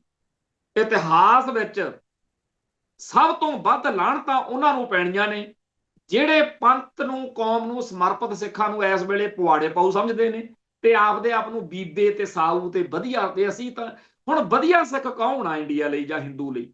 ਜਿਹੜਾ ਇੰਡੀਆ ਅਤੇ ਹਿੰਦੂ ਦੇ ਜ਼ੁਲਮਾਂ, ਧੱਕਿਆਂ, ਬੇਵਫਾਈਆਂ, ਧੋਖਿਆਂ ਦੇ ਬਾਰੇ ਬੋਲੇ ਨਾ, ਬੀਬਾ ਜਿਹਾ। ਸੋ ਇਹ ਜਿਹੜੇ ਬੀਬੇ ਸਿੱਖ ਨੇ, ਜਿਹੜੇ ਭਾਰਤ ਮਾਤਾ ਕੀ ਜੈ ਕਹਿੰਦੇ ਆ, ਜਿਹੜੇ ਦੁਸ਼ਮਣ ਦੇ ਕਹਾੜੇ ਦਾ ਦਸਤਾ ਬਣੇ ਹੋਏ ਨੇ, ਇਹਨਾਂ ਨੂੰ ਇਤਿਹਾਸ ਵਿੱਚ ਧਰਕਾਰਿਆ ਜਾਊਗਾ। ਸਾਡਾ ਜਿਹੜੇ ਪੰਥ ਲਈ ਕੌਮ ਲਈ ਲੜਦੇ ਬੋਲਦੇ ਕੁਝ ਸੋਚਦੇ ਸਿੱਖ ਆ, ਸਾਨੂੰ ਹੋਰ ਕੁਝ ਮਿਲੇ ਚਾਹੇ ਨਾ ਮਿਲੇ, ਪਰ ਇਤਿਹਾਸ ਵਿੱਚ ਸਾਡੇ ਬਾਰੇ ਹਾਂ ਪੱਖੀ ਸੋਚ ਹੋਏਗੀ ਕਿ ਜਿੰਨੇ ਜੋਗੇ ਸੀ ਸੱਚ ਤੇ ਖੜੇ ਰਹੇ। ਜਿਹੜੇ ਕੌਮਾਂ ਦੇ ਉੱਤੇ ਸੰਕਟ ਆ ਉਹ ਆਉਂਦੇ ਹੀ ਹੁੰਦੇ ਨੇ। ਮੁਗਲਾਂ ਵੇਲੇ ਵੀ ਸੰਕਟ ਸੀ ਜਦੋਂ ਗੁਰੂ ਸਾਹਿਬਾਨ ਦੇ ਵੇਲਿਆਂ 'ਚ, ਫਿਰ ਬਾਅਦ ਵਿੱਚ ਅੰਗਰੇਜ਼ਾਂ ਵੇਲੇ। ਕਿਹੜਾ ਵੇਲਾ ਆ ਹਿੰਦੂ ਵੇਲੇ ਥੋੜਾ ਜਿਹਾ ਪ੍ਰੋਬਲਮ ਇਹ ਆ ਕਿ ਸਾਡੇ ਵਿੱਚੋਂ ਸਾਡੇ ਵਰਗੇ ਬਹੁਤ ਸਾਰੇ ਦੁਸ਼ਮਣ ਦੇ ਕਹਾੜੇ ਦਾ ਦਸਤਾ ਬਣ ਗਏ, ਗੱਲ ਤਾਂ ਕੁਝ ਵੀ ਨਹੀਂ, ਪਰ ਵਕਤ ਲੰਘ ਜਾਣਾ, ਜਿਹੜਾ ਸਮਾਂ ਹੈ ਉਹਨੇ ਆਖਰ ਤਾਂ ਟੱਪ ਹੀ ਜਾਣਾ, ਲੰਘ ਹੀ ਜਾਣਾ, ਤੇ ਉਦੋਂ ਬਾਅਦ ਵਿੱਚ ਫਿਰ ਪਰਖ ਹੁੰਦੀ ਆ ਕਿ ਕੌਣ ਕਿੱਧਰ ਖੜਿਆ ਸੀ। ਜਿਹੜਾ ਦੁਸ਼ਮਣ ਵੱਲ ਖੜਿਆ ਉਹਨੇ ਬਹਾਨੇ ਬਣਾਏ ਹੋਏ ਨੇ ਕਿ ਜੀ ਅਸੀਂ ਫਿਰ ਖਾਲਿਸਤਾਨੀ ਨਹੀਂ ਹੈਗੇ। ਭਾਈ ਸੱਚ ਨੂੰ ਸੱਚ ਕਹਿਣ ਲਈ ਖਾਲਿਸਤਾਨੀ ਬਣਨ ਦੀ ਤਾਂ ਕੋਈ ਸ਼ਰਤ ਨਹੀਂ। ਹਾਂ ਇਹ ਗੱਲ ਜ਼ਰੂਰ ਆ ਕਿ ਤੁਸੀਂ ਚਾਹੇ ਜੋ ਮਰਜ਼ੀ ਬਣੇ ਫਿਰੋ, ਉਹਨਾਂ ਲਈ ਕਈ ਸਪੋਰਟਸਮੈਨ ਨੇ, ਕਈ ਗਾਉਣ ਵਾਲੇ ਆ, ਕਈ ਹੋਰ ਆ, ਮਾੜੀ ਜੀ ਗੱਲਬਾਤ ਹੁੰਦੀ ਆ ਜਦ ਹੀ ਉਹ ਕਹਿੰਦੇ ਤਾਂ ਖਾਲਿਸਤਾਨੀ ਆ। ਹੁਣ ਅੱਜ ਮੋਦੀ ਹੁਣਾਂ ਨੇ ਅਯੋਧਿਆ ਦੇ ਵਿੱਚ ਪਤਾ ਨਹੀਂ ਕਿੰਨੇ 1000 ਫੁੱਟ ਉੱਚਾ ਝੰਡਾ ਲਾਤਾ ਜੀ, ਉਹ ਆ ਹੋ ਗਿਆ ਜੀ, ਉੱਥੇ ਇੰਨੇ ਫੁੱਲ ਪਟਾਕੇ, ਬੜਾ ਕੁਛ ਅੱਜ ਚਰਚਾ 'ਚ। ਉਹ ਫੋਟੋ ਮੈਂ ਦੇਖ ਰਿਹਾ ਸੀ, ਮੇਰੇ ਮਨ ਵਿੱਚ ਆ ਰਿਹਾ ਸੀ, ਅਗਰ ਨਾ ਹੋਤੇ ਗੁਰੂ ਗੋਬਿੰਦ ਸਿੰਘ, ਆ ਜਿਹੜੀਆਂ ਟੱਲੀਆਂ ਖੜਕਾ ਰਹੇ ਹੋ, ਜਿਹੜੇ ਰਾਮ ਮੰਦਿਰ ਬਣਾ ਰਹੇ ਹੋ, ਜਿਹੜੇ ਝੰਡੇ ਝਲਲਾ ਰਹੇ ਹੋ, ਤੁਹਾਡੇ ਤਾਂ ਨਾਂ ਹੀ ਕੁਝ ਹੋਰ ਹੋਣੇ ਸੀ, ਅਸਲਮ ਬੇਗ, ਤੈਮੂਰ ਖਾਨ, ਇਹੋ ਜਿਹੇ ਨਾਂ ਹੋਣੇ ਸੀ ਤੁਹਾਡੇ। ਅੱਜ ਜਿਵੇਂ ਸੈਫ ਅਲੀ ਖਾਨ ਦੇ ਜਵਾਕਾਂ ਦੇ ਪੁੱਠੇ ਸਿੱਧੇ ਨਾਂ ਰੱਖੇ ਨੇ। ਵੈਸੇ ਹੈਰਾਨੀ ਦੀ ਗੱਲ ਇਹ ਹੈ ਕਿ ਆਪਣੀ ਕੌਮ ਦੇ ਵਿੱਚ ਜਿਹੜੇ ਸਾਡੇ ਦੁਸ਼ਮਣ ਨੇ ਉਹਨਾਂ ਦਾ ਨਾਂ ਕਦੇ ਕੋਈ ਰੱਖਦਾ ਨਹੀਂ। ਕਦੇ ਆਪਾਂ ਮੱਸਾ ਰੰਗੜ ਕਿਸ ਦਾ ਨਾਂ ਸੁਣਿਆ? ਕਦੇ ਆਪਾਂ ਹੋਰ ਜਿਹੜੇ ਲਖਪਤ ਰਾਏ ਇਦਾਂ ਦੇ ਨਾਂ ਨਹੀਂ ਆਪਾਂ ਰੱਖਦੇ। ਪਰ ਹਿੰਦੂਆਂ 'ਚ ਤੈਮੂਰ ਖਾਨ, ਸੈਫ ਅਲੀ ਖਾਨ ਨੇ ਆਪਦੇ ਮੁੰਡੇ ਦਾ ਨਾਂ ਰੱਖਿਆ, ਕਰੀਨਾ ਕਪੂਰ ਨੇ ਜਾਂ ਕਪੂਰ ਖਾਨਦਾਨ ਨੇ ਜਾਂ ਹਿੰਦੂ ਭਾਈਚਾਰੇ ਨੇ ਕਦੇ ਇਤਰਾਜ਼ ਹੀ ਨਹੀਂ ਕੀਤਾ ਵੀ ਤੈਮੂਰ ਹੋਣਾ ਨੇ ਤਾਂ ਸਾਡੇ ਛਿੱਤਰ ਫੇਰਿਆ ਸੀ ਇੱਥੇ। ਖੈਰ ਚਲੋ ਅਗਲਿਆਂ ਦਾ ਰੌਲਾ, ਚਾਹੇ ਉਹ ਮੁਹੰਮਦ ਗੌਰੀ ਰੱਖ ਲੈਣ, ਚਾਹੇ ਜੀ ਉਹ ਆਪਦਾ ਅਬਦਾਲੀ ਰੱਖ ਲੈਣ, ਹਿੰਦੂ ਬੱਚਿਆਂ ਦੇ, ਹਿੰਦੂਆਂ ਦੇ ਧੀਆਂ ਪੇਟਾਂ ਤੋਂ ਜੰਮੇ ਜਵਾਕਾਂ ਦੇ। ਪਰ ਜਿਹੜਾ ਅਗਰ ਨਾ ਹੋਤੇ ਗੁਰੂ ਗੋਬਿੰਦ ਸਿੰਘ, ਅੱਜ ਉੱਥੇ ਆ ਜਿਹੜੇ ਮੋਹਨ ਭਾਗਵਤ, ਯੋਗੀ ਆਦਿੱਤਿਆਨਾਥ ਤੇ ਮੋਦੀ, ਇਹ ਤਿੰਨੇ ਜਾਣੇ ਉਸ ਆਪਣੇ ਜਿਹੜਾ ਮੰਦਿਰ ਦੇ ਉੱਤੇ ਝੰਡਾ ਝੂਲਦਾ ਉਹਨੂੰ ਦੇਖ ਰਹੇ ਨੇ, ਬੜੇ ਖੁਸ਼ ਨੇ। ਪਰ ਇਹਨਾਂ ਨੂੰ ਇਸ ਮੌਕੇ ਇਹ ਨਹੀਂ ਚੇਤੇ ਕਿ ਇਹ ਝੰਡਾ ਲਾਉਣ ਜੋਗਾ ਕੀਤਾ ਕਿਹਨੇ ਆ ਤੁਹਾਨੂੰ। ਇਹ ਕੀਤਾ ਗੁਰੂ ਸਾਹਿਬਾਨ ਨੇ, ਸਿੱਖ ਕੌਮ ਨੇ। ਤੇ ਅੱਜ ਤੁਹਾਡਾ ਸਾਰਿਆਂ ਦਾ ਇੱਕੋ ਇੱਕ ਨਿਸ਼ਾਨਾ ਕਿ ਸਿੱਖੀ ਦਾ ਭੋਗ ਕਿਵੇਂ ਪਾਉਣਾ। ਹਾਂ ਇਹ ਗੱਲ ਜ਼ਰੂਰ ਆ ਕਿ ਬੇਵਕੂਫ ਬਣਾ ਕੇ, ਧੋਖਾ ਦੇ ਕੇ, ਕਿਉਂਕਿ ਧੋਖਾ ਦੇਣਾ ਤੇ ਧੋਖੇ ਨਾਲ ਵਾਰ ਕਰਨਾ ਹੀ ਤਾਂ ਸਿੱਖਿਆ, ਹੋਰ ਤਾਂ ਕੁਝ ਸਿੱਖਿਆ ਨਹੀਂ। ਖੈਰ ਇਸ ਮਾਹੌਲ ਦੇ ਵਿੱਚ ਸਾਨੂੰ ਸਾਰਿਆਂ ਨੂੰ ਸੁਚੇਤ ਹੋਣਾ ਪਊਗਾ। ਜਿਹੜਾ ਸੁਚੇਤ ਹੋਣ ਦਾ ਹੈਗਾ ਉਹਦੇ ਵਿੱਚ ਇੱਕ ਅੱਖਰ ਸਾਡੇ 'ਚ ਚੱਲ ਰਿਹਾ ਅਕਿਰਤ ਘਣਤਾ। ਜਿਹੜੇ ਸਿੱਖਾਂ ਨੇ ਜਾਂ ਸਿੱਖੀ ਦੇ ਦੁਸ਼ਮਣਾਂ ਨੇ ਸਾਡੇ ਨਾਲ ਧਰੋ ਕਮਾਇਆ, ਅਸੀਂ ਕਹਿੰਦੇ ਆ ਅਕਿਰਤ ਘਣਤਾ ਕੀਤੀ, ਪਰ ਆਪਾਂ ਵੀ ਇੱਕ ਕੰਮ ਕਰੀਏ। ਜਿਹੜੇ ਗੈਰ ਸਿੱਖਾਂ ਨੇ ਗੁਰੂ ਕਾਲ ਤੋਂ ਅੱਜ ਤੱਕ ਸਿੱਖੀ ਅਤੇ ਸਿੱਖਾਂ ਨਾਲ ਨਿਭਾਈ ਆ, ਪੰਜਾਬ ਨਾਲ ਨਿਭਾਈ ਆ, ਉਹਨਾਂ ਦੀ ਵੀ ਇੱਕ ਲਿਸਟ ਬਣਾਈਏ ਤਾਂ ਕਿ ਅਸੀਂ ਸਤਿਕਾਰੀਏ ਉਹਨਾਂ ਨੂੰ ਕਿਸੇ ਤਰੀਕੇ ਨਾਲ। ਕਿ ਇਹਨਾਂ ਨੇ ਜੀ ਇਸ ਵੇਲੇ ਜਿਵੇਂ ਹਾਂ ਦਾ ਨਾਰਾ ਮਾਰਿਆ, ਹਾਲਾਂਕਿ ਸ਼ੇਰ ਮੁਹੰਮਦ ਖਾਨ ਮਲੇਰਕੋਟਲੇ ਵਾਲੇ ਨੇ ਹੋਰ ਵੀ ਬੜਾ ਕੁਝ ਕੀਤਾ ਜਿਹੜਾ ਸਾਡੇ ਇਤਿਹਾਸ ਦੇ ਵਿੱਚ ਦਰਜ ਹੈ, ਪਰ ਆਪਾਂ ਚੇਤੇ ਰੱਖਦੇ ਹਾਂ ਕਿ ਉਹਨੇ ਹਾਂ ਦਾ ਨਾਰਾ ਮਾਰਿਆ ਸੀ। ਸੋ ਆਪਾਂ ਇਸ ਤਰੀਕੇ ਦੇ ਨਾਲ ਸਾਰੇ ਜਿਹੜੇ ਜਿਨ੍ਹਾਂ ਨੇ ਸਾਡੇ ਧਰਮ ਲਈ, ਪੰਜਾਬ ਲਈ, ਪੰਥ ਲਈ ਕਦੇ ਕੁਝ ਚੰਗਾ ਕੀਤਾ, ਵਰਲਡ ਲੈਵਲ ਤੇ ਇੱਕ ਲਿਸਟ ਬਣਾਈਏ। ਹੋ ਸਕਦਾ ਕਿਸੇ ਹਿੰਦੂ ਨੂੰ ਸ਼ਰਮ ਆਵੇ ਕਿ ਆਪਾਂ ਇੰਨੇ ਅਕਿਰਤ ਘਣ ਕਿਉਂ ਆ। ਆਹ ਦੇਖੋ ਸਿੱਖ ਉਹਨਾਂ ਸਾਰਿਆਂ ਦੇ ਅਹਿਸਾਨਮੰਦ ਹੋ ਰਹੇ ਨੇ ਜਿਹੜੇ ਲੋਕਾਂ ਨੇ ਇਹਨਾਂ ਲਈ ਕੁਝ ਕੀਤਾ। ਖੈਰ ਇਹ ਕੱਲ ਦੇ ਜਿਹੜਾ ਅਨੰਦਪੁਰ ਸਾਹਿਬ ਦਾ ਪ੍ਰੋਗਰਾਮ ਹੋਇਆ, ਉਸ ਤੋਂ ਬਾਅਦ ਵਿੱਚ ਬਹੁਤ ਕੁਝ ਮਨ ਵਿੱਚ ਆਇਆ ਕਿ ਜਦੋਂ ਗੁਰੂ ਨਾਨਕ ਪਾਤਸ਼ਾਹ ਦੀ ਸ਼ਤਾਬਦੀ 1968 ਵਿੱਚ ਮਨਾਈ, ਉਦੋਂ ਕਹਿੰਦੇ ਆ ਕਿ ਗੁਰੂ ਨਾਨਕ ਸਾਹਿਬ ਦੇ ਨਾਂ ਤੇ ਯੂਨੀਵਰਸਿਟੀ ਬਣੀ ਅੰਮ੍ਰਿਤਸਰ ਦੇ ਵਿੱਚ, ਜਿਹਦੇ ਬਾਰੇ ਬਾਹਮਣਾਂ ਨੇ ਰੌਲਾ ਪਾ ਲਿਆ ਕਿ ਇਹਦੇ 'ਚ ਦੇਵ ਅੱਖਰ ਜੇ ਨਾ ਪਾਉਂਦੇ ਅਸੀਂ ਤਾਂ ਮਰ ਜਾਾਂਗੇ। ਅਖੀਰ ਸਰਕਾਰ ਡੇਗਣ ਤੱਕ ਗੱਲ ਚਲੀ ਗਈ ਤੇ ਬਾਦਲ ਸਾਹਿਬ ਕਹਿੰਦੇ ਸਰਕਾਰ ਨਹੀਂ ਡਿੱਗਣੀ ਚਾਹੀਦੀ। ਸੋ ਜਿਹੜਾ ਗੁਰੂ ਨਾਨਕ ਦੇਵ ਅੱਖਰ ਵਾ ਉਹ ਫਿਰ ਵਿੱਚ ਪਾਇਆ ਗਿਆ, ਗੁਰੂ ਨਾਨਕ ਦੇਵ ਯੂਨੀਵਰਸਿਟੀ ਬਣੀ। ਮੰਨ ਲੈਂਦੇ ਆ ਕਿ ਜੀ ਇਹਦੇ ਨਾਲ ਕੋਈ ਫਰਕ ਨਹੀਂ ਪੈਂਦਾ ਵੀ ਅਸੀਂ ਬੋਲਦੇ ਹਾਂ ਜੀ ਗੁਰੂ ਨਾਨਕ ਦੇਵ, ਮੰਨ ਲੈਂਦੇ ਆ ਕਿ ਤੁਸੀਂ ਸੱਚੇ ਹੋ ਤੇ ਸਾਰੀ ਕੌਮ ਝੂਠੀ ਹੈ। ਪਰ ਬਾਹਮਣਾਂ ਨੇ ਇੰਨੀ ਜਿੱਦ ਕਿਉਂ ਕੀਤੀ ਦੇਵ ਅੱਖਰ ਪਾਉਣ ਲਈ? ਬਈ ਇਹਦਾ ਸਿੱਖਾਂ ਦਾ ਮਸਲਾ ਸੀ, ਸਿੱਖ ਦੇਵ ਪਾਉਂਦੇ ਆ ਜਾਂ ਨਹੀਂ ਪਾਉਂਦੇ। ਸਿੱਖਾਂ ਦੀ ਆਪਦੀ, ਜੇ ਸਿੱਖ ਆਪਦੀ ਮਰਜ਼ੀ ਨਾਲ ਦੇਵ ਅੱਖਰ ਪਾਉਣ ਜਾਂ ਨਾ ਪਾਉਣ, ਇਹ ਤਾਂ ਗੱਲ ਸਮਝ ਆਉਂਦੀ ਆ ਵੀ ਸਿੱਖਾਂ ਦੀ ਡਿਬੇਟ ਸੀਗੀ। ਪਰ ਇੱਕ ਬਾਹਮਣਵਾਦ ਨੂੰ ਇੰਨਾ ਸਟੈਂਡ ਲੈਣਾ ਪਿਆ। ਖੈਰ ਜੀ, ਫਿਰ ਗੁਰੂ ਨਾਨਕ ਸਾਹਿਬ ਦੇ ਨਾਂ ਤੇ ਉਦੋਂ ਥਰਮਲ ਪਲਾਂਟ ਵੀ ਬਣਿਆ, ਹੋਰ ਬੜਾ ਕੁਝ ਬਣਿਆ। ਇਸ ਵਾਰ ਪਹਿਲਾਂ ਤਾਂ 3-4 ਦਿਨ ਤੋਂ ਮੁੱਖ ਮੰਤਰੀ ਸਾਹਿਬ ਨੇ ਬੜੀ ਲੋਕਾਂ ਦੇ ਹੋਸ਼ ਉਡਾਏ ਪਏ ਸੀ ਵੀ ਦੇਖਿਓ ਐਤਕੀ ਅਸੀਂ ਉਹੋ ਜਿਹਾ ਕੁਝ ਕਰਾਂਗੇ ਵੀ ਦੁਨੀਆ ਮਤਲਬ ਦੇਖਿਆ ਹੀ ਕਦੇ ਹੋਇਆ ਹੀ ਨਹੀਂ ਹੋਣਾ। ਲੋਕ ਬੜੇ ਪਰੇਸ਼ਾਨ ਸੀ। ਜਦੋਂ ਕੱਲ ਇਹਨਾਂ ਨੇ ਕੀਤਾ ਐਲਾਨ ਕਿ ਜੀ ਆਨੰਦਪੁਰ ਸਾਹਿਬ ਨੂੰ ਤੇ ਆਪਣੇ ਅੰਮ੍ਰਿਤਸਰ ਸਾਹਿਬ ਨੂੰ ਤੇ ਇੱਥੇ ਦਮਦਮਾ ਸਾਹਿਬ ਨੂੰ ਪਵਿੱਤਰ ਸ਼ਹਿਰ ਦਾ ਦਰਜਾ ਕਰਾਰ ਦੇਣਾ, ਉਹਦੇ ਵਿੱਚ ਕਹਿੰਦੇ ਜੀ ਗਲਿਆਰਾ, ਉਹ ਰੌਲਾ ਪੈ ਗਿਆ। ਤੇ ਬਾਅਦ ਵਿੱਚ ਪ੍ਰਗਟ ਸਿੰਘ ਨੇ ਭਾਵੇਂ ਮੌਕੇ ਤੇ ਪੁੱਛਿਆ, ਪਰ ਬਾਅਦ ਵਿੱਚ ਸੰਧਵਾਂ ਸਾਹਿਬ ਸਪੀਕਰ ਸਾਹਿਬ ਨੇ ਕਿਹਾ ਵੀ ਨਹੀਂ ਜੀ, ਜਿਹੜਾ ਹੈਗਾ ਵਾਲਡ ਸਿਟੀ, ਜਿਹੜੀ ਜਿੱਥੇ ਜਿੱਥੇ ਗੁਰੂ ਸਾਹਿਬ ਵੇਲੇ ਦਾ ਸ਼ਹਿਰ ਆ, ਜਿਹਦੇ ਆਲੇ ਦੁਆਲੇ ਦਰਵਾਜ਼ੇ ਬਣੇ ਹੈ 12 ਆਪਣੇ, ਤੇ ਉਹ ਅੰਦਰ ਸਾਰੇ ਜਿਹੜਾ ਹੈਗਾ ਮੀਟ, ਸ਼ਰਾਬ ਤੇ ਤੰਬਾਕੂ ਤੇ ਨਸ਼ੀਲੇ ਪਦਾਰਥਾਂ ਦੀ ਵਿਕਰੀ ਤੇ ਰੋਕ ਆ, ਉਹ ਫਿਰ ਪਵਿੱਤਰ ਸ਼ਹਿਰ ਇਸ ਤਰ੍ਹਾਂ ਕਰਾਂਗੇ। ਚੰਗੀ ਗੱਲ ਆ, ਬਹੁਤ ਸਾਰੇ ਲੋਕਾਂ ਨੇ ਵਿਰੋਧ ਕੀਤਾ, ਪਰ ਮੈਂ ਕੱਲ ਵੀ ਕਿਹਾ ਸੀ, ਅੱਜ ਵੀ ਕਹਿਣਾ ਕਿ ਹੁਣ ਤਾਂ ਇਹ ਨੇਪਰੇ ਤਾਂ ਚੜ੍ਹਨ ਨਹੀਂ ਦੇਣਾ ਦਿੱਲੀ ਵਾਲਿਆਂ ਨੇ। ਤੇ ਇਹ ਆਮ ਆਦਮੀ ਪਾਰਟੀ ਵਾਲੇ ਸਿੱਖਾਂ ਨੂੰ ਨਾ ਕਹਿਣ ਵੀ ਲਓ ਜੀ ਅਸੀਂ ਤਾਂ ਕਰਤਾ ਸੀ, ਇਹਨਾਂ ਨੇ ਨਹੀਂ ਮੰਨੀ। ਇਹ ਗੱਲ ਸਿਰੇ ਤਾਂ ਉਹਨਾਂ ਨੇ ਚੜ੍ਹਨ ਦੇਣੀ ਜਿਹੜੇ ਕਹਿੰਦੇ ਸੀਗੇ ਬੀੜੀ ਸਿਗਰਟ ਪੀਏਂਗੇ ਹਮ ਸ਼ਾਨ ਸੇ ਜੀਏਂਗੇ। ਸੋ ਲਾਲਾ ਕੇਜਰੀਵਾਲ ਨੂੰ ਉਹਦੇ ਆਪਦੇ ਹੀ ਲਾਲੇ ਜਿਹੜੇ ਆ ਉਹ ਘੇਰ ਲੈਣਗੇ। ਆਪਾਂ ਚੁੱਪ ਰਹੋ ਤੇ ਇਹਨਾਂ ਨੂੰ ਆਪਸ ਵਿੱਚ ਹੀ ਜੂਤ ਪਤਾਣ ਹੁੰਦਾ ਦੇਖੋ ਵੀ ਤੂੰ ਲਾਰਿਆ ਕਿਹੜੇ ਚੱਕਰਾਂ 'ਚ ਪੈ ਗਿਆ। ਅਸੀਂ ਤਾਂ ਇੱਥੇ ਇੰਨਾ ਖੂਨ ਖਰਾਬਾ ਕਰਤਾ, ਸਾਰਾ ਜਿਹੜਾ ਪੰਜਾਬ ਦੇ ਵਿੱਚ ਆਹ ਇੰਨਾ ਘਾਣ ਹੋਇਆ, ਇਹਦੀ ਸ਼ੁਰੂਆਤ ਤਾਂ 29 ਮਈ 1981 ਨੂੰ ਹੋਈ ਨਾ, ਜਦੋਂ ਲక్ష్ਮੀਕਾਂਤਾ ਚਾਵਲਾ, ਹਰਬੰਸ ਲਾਲ ਖੰਨੇ ਵਰਗੇ ਕਹਿੰਦੇ ਸੀਗੇ ਵੀ ਕੱਚ ਕੜਾ ਕਿਰਪਾਨ ਭੇਜ ਦਿਆਂਗੇ ਪਾਕਿਸਤਾਨ। ਸੋ ਇਸ ਮਾਹੌਲ ਦੇ ਵਿੱਚ ਸਾਨੂੰ ਸਾਰਿਆਂ ਨੂੰ ਇਸ ਗੱਲ ਦਾ ਹੋਣਾ ਚਾਹੀਦਾ ਹੈ ਕਿ ਜੀ ਜਿਹੜਾ ਇਹ ਸ਼ਹੀਦੀ ਦਾ ਸ਼ਤਾਬਦੀ ਦਾ ਮਨਾਇਆ ਜਾ ਰਿਹਾ, ਓਡਾ ਕਾਰਗਰ ਨਹੀਂ ਹੋ ਰਿਹਾ। UNO ਲੈਵਲ ਤੇ ਕੋਈ ਵੱਡੀ ਪ੍ਰਾਪਤੀ ਨਹੀਂ ਹੋਈ। ਅੱਜ ਜ਼ਰੂਰ ਇੱਕ ਗੱਲ ਛੱਡੀ ਆ ਸਰਕਾਰ ਨੇ ਕਿ ਯੂਨੀਵਰਸਿਟੀ ਬਣਾਵਾਂਗੇ ਅਨੰਦਪੁਰ ਸਾਹਿਬ ਇਸ ਮੁਤਲਕ, ਪਰ ਇਹ ਸਾਰੀਆਂ ਜਾਲੀ ਜਿਹੀਆਂ ਗੱਲਾਂ ਨੇ। ਸੱਚਾਈ ਆਪਾਂ ਨੂੰ ਸਭ ਨੂੰ ਹੀ ਪਤਾ ਕਿ ਇਧਰੋਂ ਧਾਮੀ ਸਾਹਿਬ ਜਿਹੜੇ ਸੁਖਬੀਰ ਬਾਦਲ ਦੀ ਚਾਬੀ ਤੇ ਚੱਲਦੇ ਆ, ਉਧਰੋਂ ਕੇਜਰੀਵਾਲ ਦੀ ਚਾਬੀ ਤੇ ਚੱਲਣ ਵਾਲਾ ਭਗਵੰਤ ਮਾਨ ਆ। ਇੰਨੇ ਛੋਟੇ ਕੱਦ ਦੇ ਲੋਕ ਨੇ ਕਿ ਗੱਲ ਕੋਈ ਬਣਦੀ ਦਿਖਦੀ ਨਹੀਂ। ਤੇ ਸਾਰੇ ਭਾਰਤ ਦੇ ਵਿੱਚੋਂ ਕੋਈ ਆਗੂ ਇਹਨਾਂ ਨਾਲ ਸਟੇਜ ਸਾਂਝੀ ਕਰਨ ਨੂੰ ਰਾਜੀ ਨਹੀਂ, ਕਿਉਂਕਿ ਕੱਦ, ਕਰਤਾਰ, ਅਹਿਮੀਅਤ, ਜਦੋਂ ਵੱਡੇ ਅਹੁਦਿਆਂ ਦੇ ਉੱਤੇ ਛੋਟੀਆਂ ਸ਼ਖਸੀਅਤਾਂ ਬਿਠਾ ਦਈਏ ਨਾ, ਫਿਰ ਉਹਨਾਂ ਦਾ ਔਰਾ ਜਿਹਾ ਹੀ ਮਰ ਜਾਂਦਾ ਹੁਣ। ਤੋ ਇਸ ਮੌਕੇ ਪੰਜਾਬ ਦਾ ਮੁੱਖ ਮੰਤਰੀ ਤੇ ਸ਼੍ਰੋਮਣੀ ਕਮੇਟੀ ਦੇ ਪ੍ਰਧਾਨ ਸਮੇਤ ਇੱਥੇ ਤਾਂ ਤਾਕਤਾਂ ਦੇ ਜਥੇਦਾਰ ਸਹਿਬਾਨ ਤੱਕ ਦੀ ਅਹਿਮੀਅਤ ਜਿਹੜੀ ਆ ਉਹ ਘਟੀ ਹੋਈ ਆ। ਸਾਰੀ ਗੱਲ ਜੇ ਨਿਬੇੜਨੀ ਹੋਵੇ ਤਾਂ ਜਿਹੜੇ 9ਵੇਂ ਪਾਤਸ਼ਾਹ ਦੀ ਸ਼ਹੀਦੀ ਸ਼ਤਾਬਦੀ ਨੂੰ ਮੁੱਖ ਰੱਖ ਕੇ ਇੰਟਰਨੈਸ਼ਨਲ ਲੈਵਲ ਦਾ ਕੋਈ, ਕਿਉਂਕਿ ਬੜਾ ਵੱਡੇ ਅਰਥ ਰੱਖਦੀ ਘਟਨਾ ਵਾ, ਇਹ ਬਹੁਤ ਵੱਡਾ ਸਾਕਾ ਵਾ। ਤੇ ਤੁਹਾਡੇ ਸਾਹਮਣੇ ਆ ਕਿ ਦਿੱਲੀ ਦੇ ਵਿੱਚ ਹੀ ਇੱਕ ਬੜਾ ਵੱਡਾ ਪ੍ਰੋਗਰਾਮ ਕੀਤਾ ਜਾ ਸਕਦਾ ਸੀ ਕਿ ਜੀ ਉੱਥੇ ਜਿਹੜੇ ਜਿੰਨੀਆਂ ਅੰਬੈਸੀਆਂ ਨੇ, ਸਾਰੇ ਅੰਬੈਸਡਰ ਜਿਹਨੂੰ ਸੱਦਦੇ, ਅੰਬੈਸਡਰ ਜਿਹੜੇ ਅੱਡ-ਅੱਡ ਮੁਲਕਾਂ ਦੇ ਆਉਂਦੇ, ਉਹਨਾਂ ਨੂੰ ਜਿਹੜਾ ਇਹਦੇ ਨਾਲ ਇੰਗੇਜ ਕੀਤਾ ਜਾਂਦਾ। ਕੋਈ ਪ੍ਰੋਗਰਾਮ ਇਸ ਤਰ੍ਹਾਂ ਦਾ ਵੀ ਸੋਚਿਆ ਜਾ ਸਕਦਾ ਸੀ। ਕੋਈ ਹੋਰ ਵੱਡੇ ਪੱਧਰ ਦੇ ਪ੍ਰੋਗਰਾਮ ਜਦੋਂ ਸੋਚਦਾ ਬੰਦਾ ਫਿਰ ਸੋਚ ਹੀ ਲੈਂਦਾ, ਪਰ ਉਹ ਨਾ ਤਾਂ ਟੌੜਾ ਸਾਹਿਬ ਵਾਲੀ ਗੱਲ ਵਾ। ਉਦੋਂ ਟੌੜਾ ਸਾਹਿਬ ਨੇ ਜਾਂ ਹੋਰ ਲੋਕਾਂ ਨੇ ਇਹੋ ਜਿਹਾ ਨਾਲ ਸਾਥੀ ਸਲਾਹਕਾਰ ਰੱਖੇ ਹੁੰਦੇ ਸੀ ਜਿਹੜੇ ਚੰਗੀ ਸੇਧ ਦੇ ਸਕਦੇ ਸੀ ਕਿ ਆਪਾਂ ਇੰਜ ਕਰੀਏ। ਹੁਣ ਇਸ ਮਾਹੌਲ ਦੇ ਵਿੱਚ ਕੀ ਹੋ ਸਕਦਾ?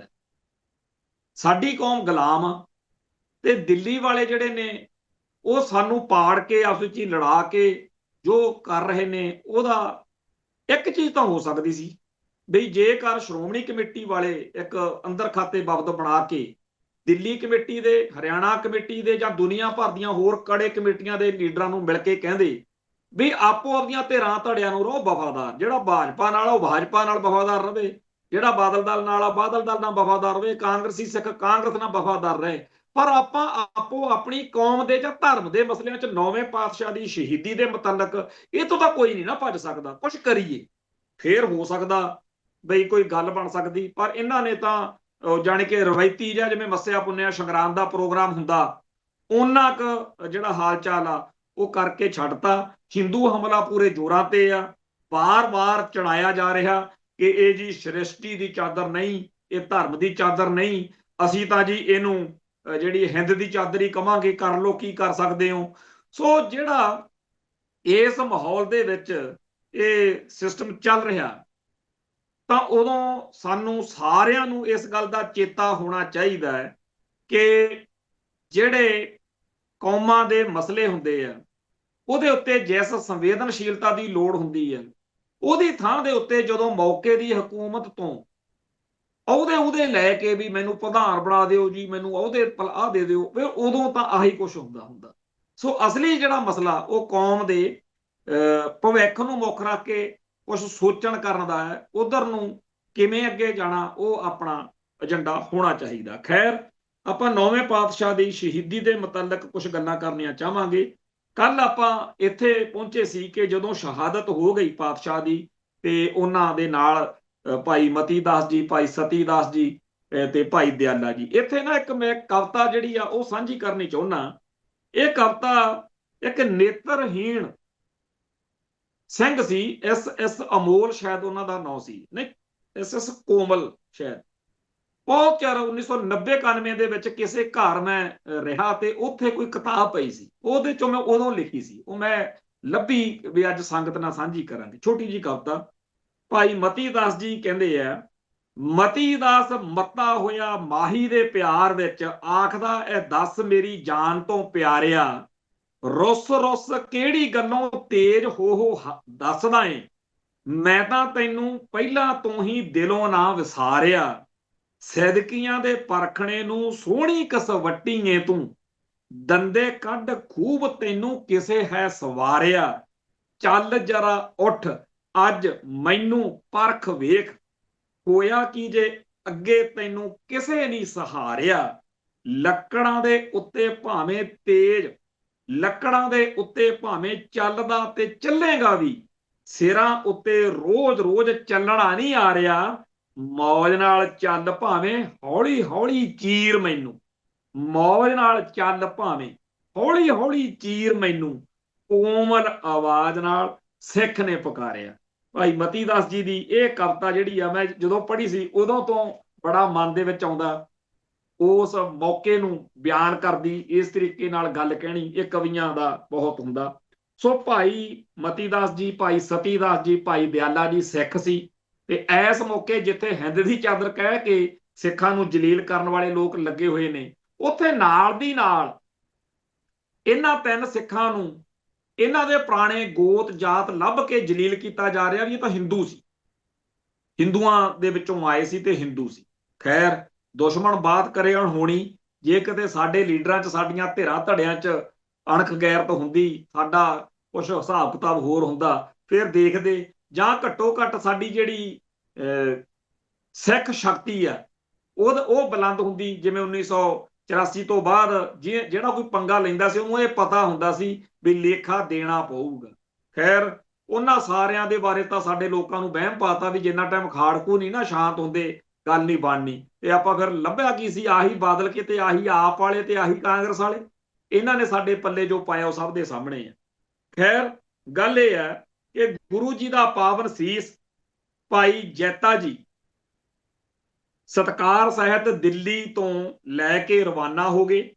ਇਸ ਦੌਰਾਨ ਉਹਨਾਂ ਦਾ ਪੜਾਅ ਬਾਗਪਤ, ਕਰਨਾਲ, ਅਨਾਜ ਮੰਡੀ, ਅੰਬਾਲਾ, ਫਿਰ ਚੰਡੀਗੜ੍ਹ ਦੇ ਕੋਲੇ ਜਿਹੜਾ ਨਾਢਾ ਸਾਹਿਬ, 5ਵਾਂ ਕੀਰਤਪੁਰ ਸਾਹਿਬ। ਇੱਥੇ ਆਉਣ ਤੋਂ ਬਾਅਦ ਉਹ ਸੀਸ ਸਹਿਤ 10ਵੇਂ ਪਾਤਸ਼ਾਹ ਕੋਲ ਅਨੰਦਪੁਰ ਸਾਹਿਬ ਪਹੁੰਚਦੇ ਆ, ਤੇ ਇੱਥੇ ਜਿਹੜਾ ਹੈਗਾ ਗੁਰਦੁਆਰਾ ਜਿੱਥੇ ਸੀਸਗੰਜ ਸਾਹਿਬ ਬਣਿਆ ਹੈ ਅਨੰਦਪੁਰ ਸਾਹਿਬ, ਉੱਥੇ ਸੀਸ ਦਾ ਸਤਿਕਾਰ ਹੋਇਆ। ਸ਼੍ਰੀ ਅਨੰਦਪੁਰ ਸਾਹਿਬ ਛੱਡਣ ਲੱਗਿਆਂ ਸ਼੍ਰੀ ਗੁਰੂ ਗੋਬਿੰਦ ਸਿੰਘ ਜੀ ਨੇ ਇਸ ਸਥਾਨ ਦੀ ਸੇਵਾ ਬਾਬਾ ਗੁਰਬਖਸ਼ ਦਾਸ ਉਦਾਸੀ ਨੂੰ ਸੌਂਪੀ ਸੀ।